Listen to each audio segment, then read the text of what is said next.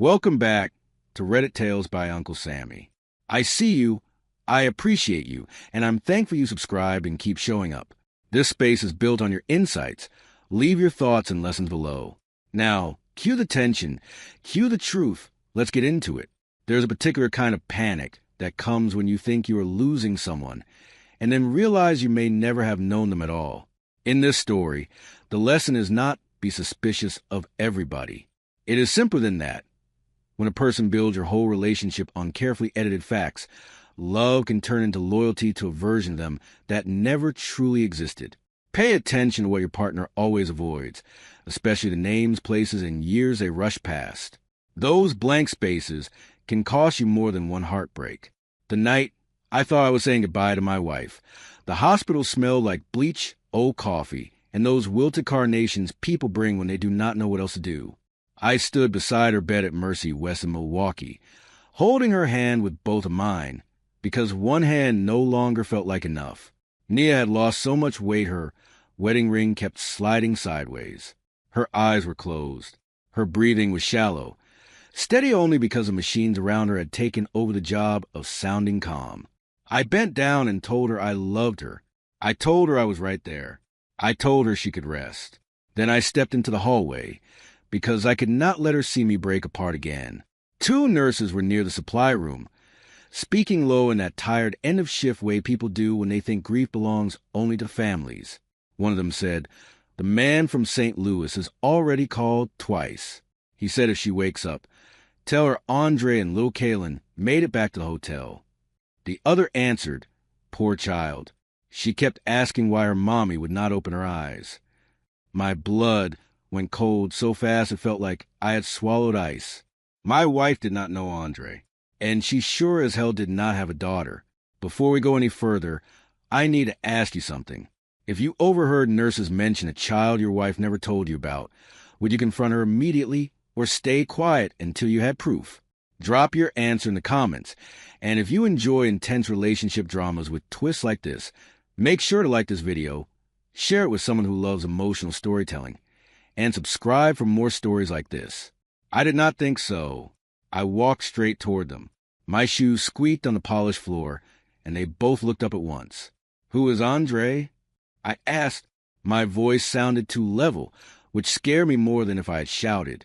The older nurse glanced at my visitor badge, then at me. "Sir, you need to speak with your wife directly." "My wife is sedated," I said, "and unless someone has made a very serious mistake, you just mentioned a child that belongs to her." The younger nurse looked like she wanted to say something, then stopped herself. That hesitation told me everything. There had been no mistake. I went back into Nia's room and stared at the woman I had been married to for 11 years. Her scarf was folded on the chair by the window.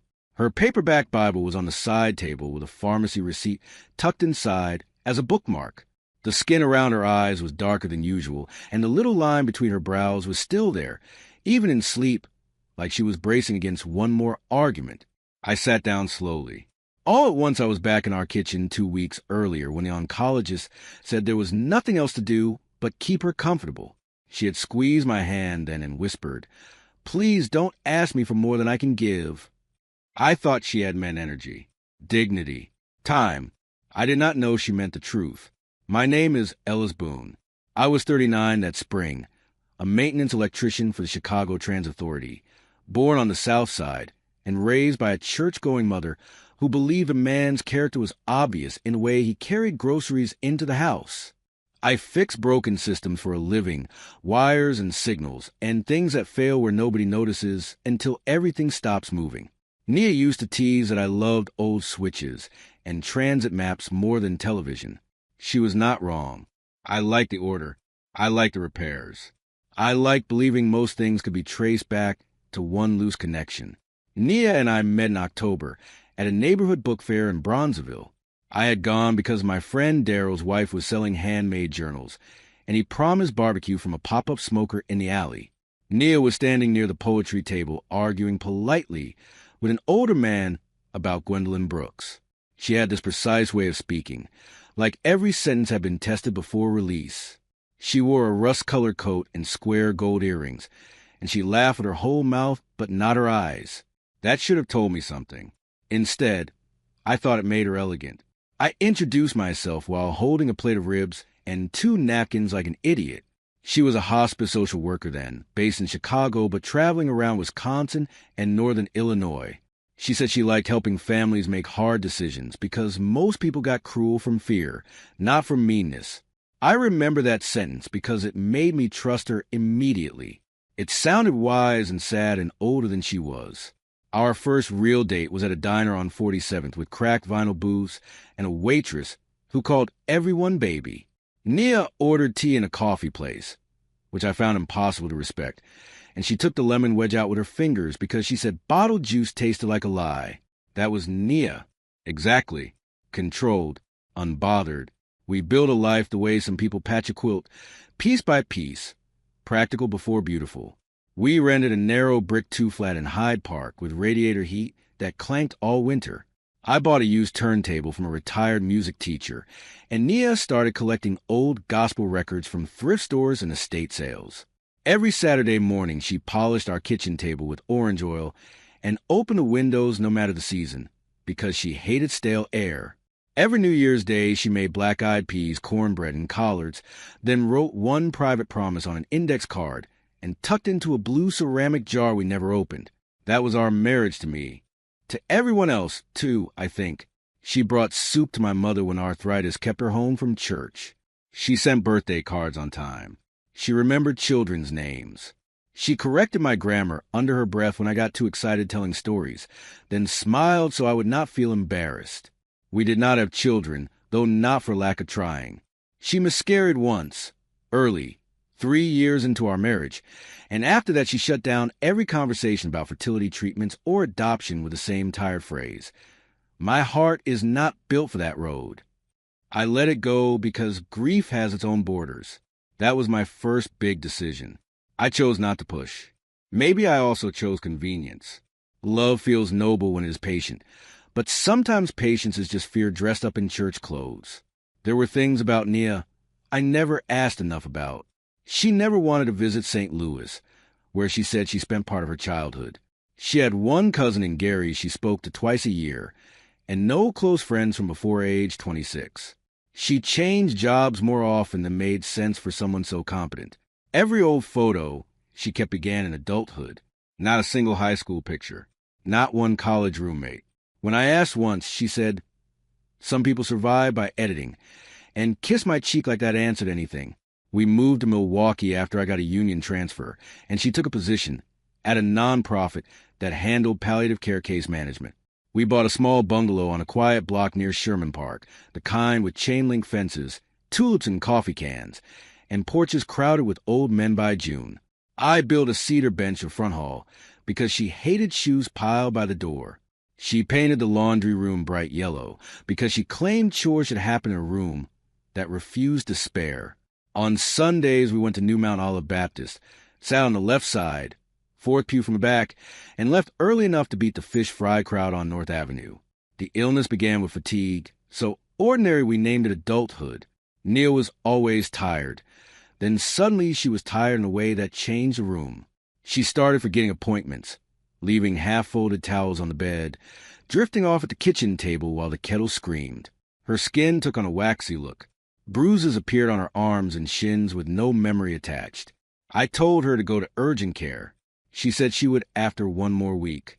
Then she nearly fainted walking out of church in February, and our deacon's wife caught her by the elbow before she hit the salt-streaked steps. After that, choice disappeared and doctors took over. The diagnosis came in stages because bad news likes company. Blood tests, scans, a bone marrow biopsy. Words I had never needed before. Acute leukemia. Aggressive. Advanced. Treatable, then maybe not. Hopefully, then maybe not. Hospitals train you to wait, while strangers debate the person you call home. I learned the shape of vending machine dinners. I learned which elevator in oncology was always slower. I learned how many tones a heart monitor could make before your own body started translating them as prophecy. Nia did the things she always did under pressure. She became even more composed. She thanked the nurses by name. She arranged her own blankets. She made me look like the one falling apart. If she had only lied to me about another man, maybe I could have fit that into a familiar box and hated her cleanly. But betrayal rarely arrives in one shape. There had been hints during treatment. Once, while she slept, her phone lit up with a text that said, "Kaylin made the honor roll. She wants to tell you herself." No name, just a number with a St. Louis area code. I stared at it so long the screen went dark. When she woke up, I asked who Kaylin was. Nia looked at me a beat too long and said, "My client's granddaughter." Wrong number. I knew then that answer was flimsy. I accepted it anyway. That was my second decision point. I could have picked up that phone and opened the whole rotten thing right there. Instead, I told myself privacy mattered, that sick people deserve mercy, that suspicion was ugly, all true, also cowardly, because underneath those principles was a selfish hope. As long as I did not prove anything, I could keep being her husband without having to learn what that title meant to her. There is a humiliation in admitting you helped your own deception survive. I was not tricked by every sign. I swallowed several of them whole, because the alternative looked like loneliness in a winter I did not think I could survive. So there I sat in that hospital room in Milwaukee after hearing about Andre and Lil Kaylin, listening to the air machine click and release. I watched Nia's face for a twitch, a confession, a signal from God. Something. Nothing. Finally, I stood up and walked down the lobby where the coffee tasted burnt enough to strip paint. I called my friend Daryl, because he is the kind of man who can hold rage without feeding it. He answered on the second ring. "What happened?" I said, "I think my wife has another family." He was silent for 3 full seconds, which told me he understood the sentence and its weight. "Do not go looking wild in a hospital," he said first. "Sit down somewhere and breathe before you do anything stupid."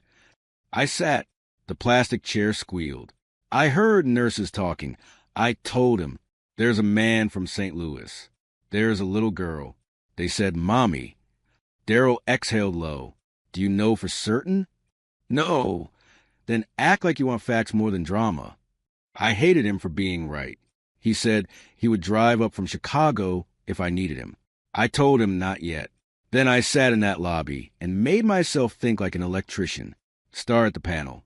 Trace the line. Find what is feeding what. Nia woke up an hour later. Her eyes were glassy for medication, but alert enough to know I was standing too still. "What is wrong?" she asked. I pulled the chair close, and Saturday, "Who is Andre?" Her face changed so subtly another man might have missed it. Don't panic. Not a shock. Recognition. Then the wall. "Where did you hear that name?" "In the hallway." "And who is Kaylin?" She closed her eyes for a moment, like she was counting backward from something sharp. When she opened them, she said, "Not here." I laughed once because the audacity nearly impressed me. "You do not get to choose the venue anymore, Nia." She looked toward the window where sleet streaked the glass. "He should not be here," she whispered. "That is not an answer." "No," she said, her voice turning rough. "It is not." She asked for water. I held the cup for her, because my body had not caught up to my anger. After a sip, she said, "Andre is someone I was with before I met you." "Before?" I said, "Is that why he is calling the hospital with his child?" Her mouth trembled then, the first uncontrolled thing I had seen from her all month. "Kaylin is mine, Ellis." For a second the room made no sense. The 4-pump beeped. Somewhere a cart rattled by. "Mine." I stood up so fast the chair tipped over. "You have a daughter." My voice cracked on the word daughter, like it belonged to a language I had never studied. Nia started crying quietly, not dramatic, just tears sliding into her hairline. "She is 9, she said. "Andre has raised her." I backed away from the bed. "Raised her? Where were you?" "I sent money." I almost shouted, then stopped, because another sentence had caught up to the first one. "Wait. Before I met you?" She looked straight at me, and because she was finally telling the truth, she did not hide behind tone or timing. "No," she said. "Not before." There are moments when your body makes a decision before your mind does. My hand went to the windowsill and gripped, so hard the muscle in my forearm jumped. "How long?" I asked. "Tell me one true thing from the start." Nia was breathing fast now. 3 years. she said. On and off. It started during that period when I was commuting to St. Louis for training. I remember that year. I remembered microwave dinners and missed calls and her saying hospice certification classes were brutal. And the child, I asked, her eyes closed again. Kaylin was born 2 years after we married. The room did not explode.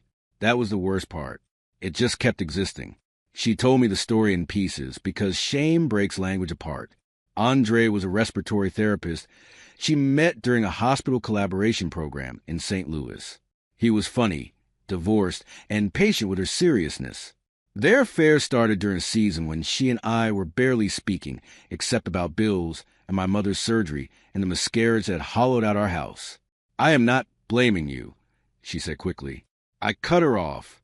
Do not insult me by trying to be fair. She flinched. She got pregnant. She told Andre she was leaving me. She told me nothing. Then she had the baby in St. Louis under her maiden name and came back saying she needed extended bereavement leave for an aunt. I sat down because my knees were no longer reliable. You disappeared for 6 weeks, I said slowly, and I believed you were a grieving family. Nia nodded, crying harder now. Andre wanted us to be together. I thought I would go. Then I saw you at home one night, asleep on the couch with that ridiculous neck pillow and a plate still on your chest, because you had waited for me. I got scared. So you chose both. She did not answer because Yes was already in the room. She had arranged it with Andre. Kaylin would stay in St. Louis. She would visit for work conferences, training sessions, and occasional weekends. Andre would tell people she had a contract job out of state. How many people knew? I asked Andre, his sister, one old supervisor who helped with paperwork. And the nurses? Kaylin came once before, last month, when the prognosis changed. She said it like she knew every sentence made her smaller. She wanted to see me. I rubbed my face with both hands and caught the smell of hospital soap. So all those years when you said you could not talk about children, when you cried every time somebody asked, you were already a mother. Nia whispered, yes. And I sat there feeling guilty for wanting what you already had. Her mouth opened, then closed. Some harms are too exact for an apology. I left before I said something cruel enough to survive in my own memory. In the parking garage, cold wind whipped between the concrete levels and made my eyes water. I got in my truck and drove with no direction until I ended up outside a 24-hour diner near the freeway where truckers, nurses, and men with nowhere to go all wore the same expression. I ordered coffee and did not drink it. Around 3 in the morning, I searched court records, old social media scraps, public school newsletters. There she was, Kaylin Rowe, 4th grade perfect attendance, St. Louis. A school picture beside a science fair ribbon. She had Nia's eyes exactly. There are resemblances that feel like theft. By sunrise, I had decided 2 things. First, I would not confront Andre by phone like some movie husband begging for clarity from a man who owed me none. Second, I would meet that child before Nia died. Because if I did not, I would spend the rest of my life wondering whether my rage had erased someone else who had done nothing wrong. I drove back to hospital, slept for 90 minutes in the truck, washed my face in the family restroom, and found Nia awake. I am going to St. Louis, I told her. She went pale. Please do not take this out on them. Them, I repeated. Listen to yourself. Ellis, she said, struggling to sit up.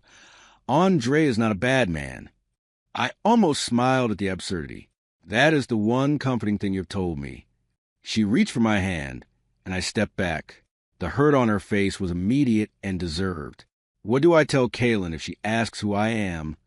I said, Nia looked at the blanket for a long time. Tell her you are my husband. I waited, and she swallowed, and tell her I was wrong. I should have demanded more.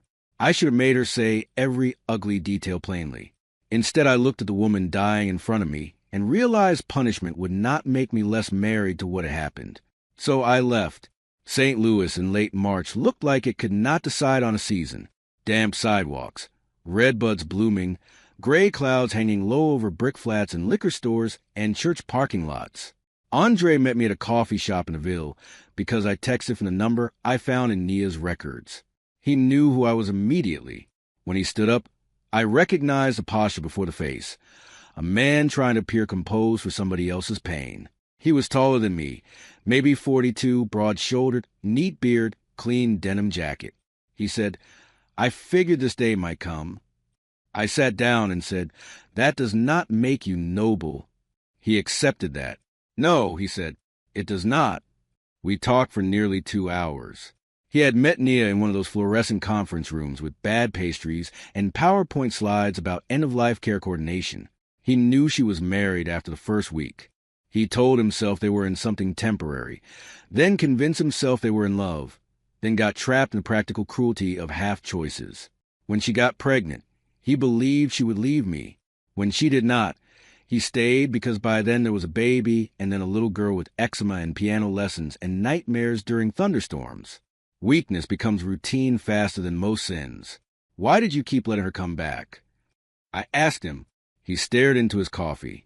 Because every time I tried to end it, Kaylin asked when her mother was visiting again. He looked up then, finally tired enough to be honest. And because I loved her for a long time after I should have stopped. I nodded because that part one understood too well. He had never met me, but he knew about my mother's arthritis, my old habit of restoring transit clocks, and my barbecue allergy to cilantro. Nia had divided herself with astonishing administrative skill. She kept 2 homes alive using calendars, lies, and the discipline of a project manager. Then Kaylin came in from the restroom with a little backpack shaped like a ladybug and a chapter book tucked under her arm. She saw me, then looked at Andre. "Is this him?" she asked with the fearless bluntness children are born with. He said yes. I stood because sitting suddenly felt disrespectful. Kaylin studied my face. She had a gap between her front teeth and tiny gold studs in her ears. "Mama said you fixed the train lights," she said. "Signals," I answered. "Mostly." She nodded like that was acceptable. Then she asked, "Are you mad at me?" I think that question will live inside me until I die. "No," I said, "not even a little." We spent the afternoon at Forest Park because a hospital room was too cruel a place for introductions, and a coffee shop made everything feel like adult business. Kaylin brought a kite she could never get high enough, and I ran with her across damp grass and work boots while Andre watched from a bench, probably wondering what kind of fool I was. The truth is simple. Children rearrange the moral landscape just by standing in it. She talked about multiplication, a substitute teacher she disliked, and how her mother always smelled like lemon lotion. She says she might go to heaven soon. Kaylin said matter-of-factly, "Is heaven in Illinois or Wisconsin?" I had no answer worthy of her. That evening, Andre and I sat in his car, while Kaylin was at her aunt's apartment upstairs. Rain ticked on the windshield. He said, "She wants to see Nia one more time." I stared through the wet glass at a row of sagging porches and blue recycling bins. "I do not know if I can carry that." Andre nodded. "I know. I thought about all the ways this could go wrong. A child in an ICU. My wife's last days turned into some impossible family pageant. My own pride demanded a clean line where none existed. Then I thought about Kaylin asking if I was mad at her. "Bring her," I said finally, "but no surprises. I want the truth in the room." When we got back to Milwaukee the next afternoon, Nia looked worse. Not dramatically, not in some television way, just diminished, smaller around the edges. The oncologist said there might be only days left. Morphine softened her voice and blurred the hours. When Andre and Kaylin entered, she started crying before they reached the bed. It was the first time I had ever seen her drop all performance. Kaylin climbed carefully into the chair beside her and held Nia's fingers like they were glass ornaments. "Hi, Mama," she whispered. Nia said, "Hi, baby girl," and I had to turn toward the window because there are some sacred wounds a husband is not entitled to witness head-on. Later, after the social worker arranged a conference room for us away from the machines, we all sat there with stale cookies and untouched water cups like we were attending the world's worst mediation session. Nia did not defend herself much. I will give her that. She said she had loved us all and acted like love exempted her from choosing. She said the miscarriage broke something in her, and having Kaylin secretly let her feel like she could be 2 women at once, the grieving wife and the redeemed mother. But I became a liar in both places, she said. Andre looked exhausted. I looked past forgiveness into something harder. Accuracy. Why did you stay with me? I asked. No shouting. No drama. Just a man asking for the fact he had earned years earlier. Nia pressed a tissue to her mouth. Because you were home, she said. And because every time I thought about leaving, I imagined the look on your face, and I could not bear to be the villain in that story. I laughed then, tired and ugly. So you made me the fool instead. She nodded. Yes. There's freedom in hearing the cleanest version of your injury. It hurts exactly where it should. No haze. No excuse. Just the shape of what happened and the person who made it happen. The next 3 days stretched like old elastic. Church mothers from Milwaukee brought casseroles nobody touched. My sister, Renee, came up from Indianapolis and looked at Nia with the careful politeness people reserve for the mortally ill and morally compromised. Daryl arrived with a duffel bag and sat with me in a family lounge watching a silent basketball game while saying almost nothing, which was perfect.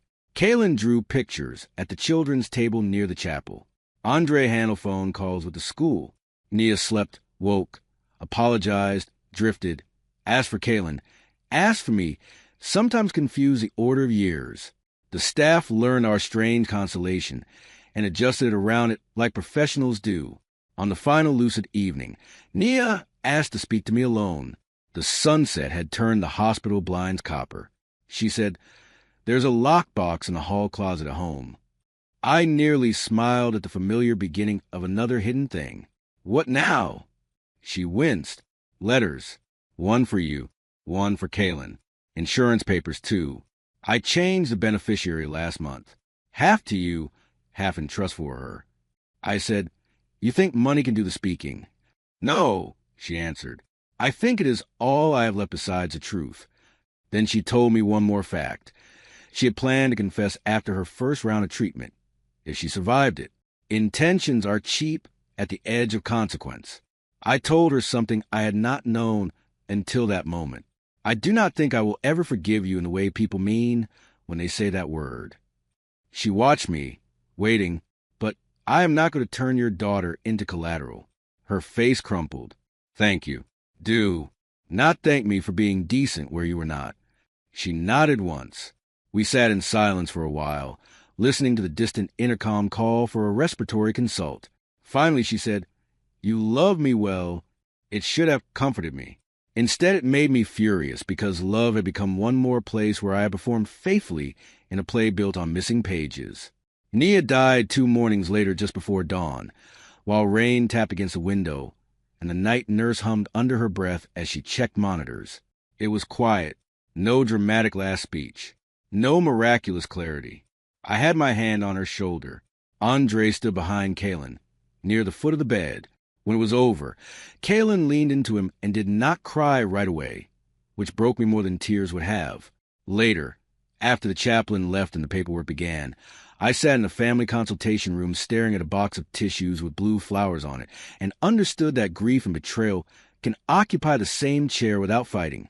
The weeks after the funeral were uglier than the funeral itself. Paperwork, probate, selling a car with her coffee mug still in the console, returning casseroles in mismatched dishes, answering church people who wanted a neat sentence for what happened. I took leave from work because I could not trust myself around live current while my mind wandered into old conversations. I opened the lockbox. Her letter to me was 7 pages long, full of remorse and memory, and one sentence I read 15 times. I mistook being needed in 2 places for being worthy in either. I did not cry over that letter. I underlined it. Some truths arrive too late and still matter. I made another decision then, one that half my family judged and the other half feared to comment on. I stayed in contact with Andre and Kaylin, not daily, not in some sentimental performance of instant blended grace, but real contact. We met once a month at first, usually halfway between Milwaukee and St. Louis at a diner near Bloomington, where the booze smelled faintly of syrup and bleach. I brought Kaylin a beginner soldering kit 1 month, and a book about famous black inventors the next. She wrote me thank you cards in careful block letters. Andre and I learned the awkward civility of men, who had both been chosen unfairly and kept standing anyway. By autumn, the arrangement was no longer strange, just difficult in ordinary ways. Kaylin called me Mr. Ellis, then Ellis, and finally one day asked whether Uncle could count if there was no real category available. I told her family names are tools, not laws. We visited a railroad museum outside Union, Illinois, and she spent 40 minutes asking how signal lights decide who gets to move. I answered every question. At lunch, she dipped fries in a milkshake, which I consider evidence of weak character, and laughed exactly like Nia did when she forgot to guard herself. That sound no longer felt like theft. It felt like inheritance, complicated and alive. A year later, I sold the bungalow in Milwaukee and transferred back to Chicago. Not because I was running, though maybe some of me was. Mostly because grief had become too attached to certain corners of that house. The yellow laundry room, the cedar bench, the blue jar of New Year promises we never opened. I rented a place in South Shore with good light and a stubborn radiator and started taking Saturday jobs, restoring old church pews for extra cash. Sometimes I still wake up furious. Sometimes I miss Nia so sharply it embarrassed me. Both were true. Healing, I learned, is not choosing one story. It is learning to carry several without letting them drag behind you like chains. Last winter, Kaylin had a family tree assignment and called me in a panic because none of the boxes fit real people. I almost told her that was the most honest school project ever invented. Instead, I drove down to St. Louis with poster board, markers, and a bag of cinnamon rolls from a bakery Nia used to love. We sat at Andre's kitchen table under a humming fluorescent light and drew branches that bent where they needed to. Mother, Father, Ellis, Auntie Dana, Grandma Lucille. Spaces for truth, even where it hurts. When we finished, Kaylin looked at it and said, satisfied, "This is messy, but it is mine." I think that is the closest thing to peace any of us got. What stays with me in this story is not only the affair. It is the years of edited reality that made everybody else carry the weight of one woman's avoidance. Ellis's real turning points were not dramatic revenge moments. They were quieter choices. Not exploding in the hallway, meeting Kaylin without punishing her for adult lies, and refusing to let forgiveness become a shortcut past accountability.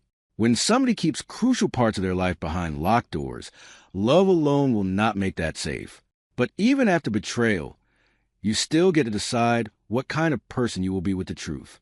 If this story hit you as hard as it hit me, let me know in the comments what hurt more, the affair, the secret child, or the years of lies that came after. Stories like this remind us that betrayal is not always loud. Sometimes it is built one hidden truth at a time. So please like this video, share it with someone who loves unforgettable drama, and subscribe for more original relationship stories, cheating stories, and emotional narrations like this. The end.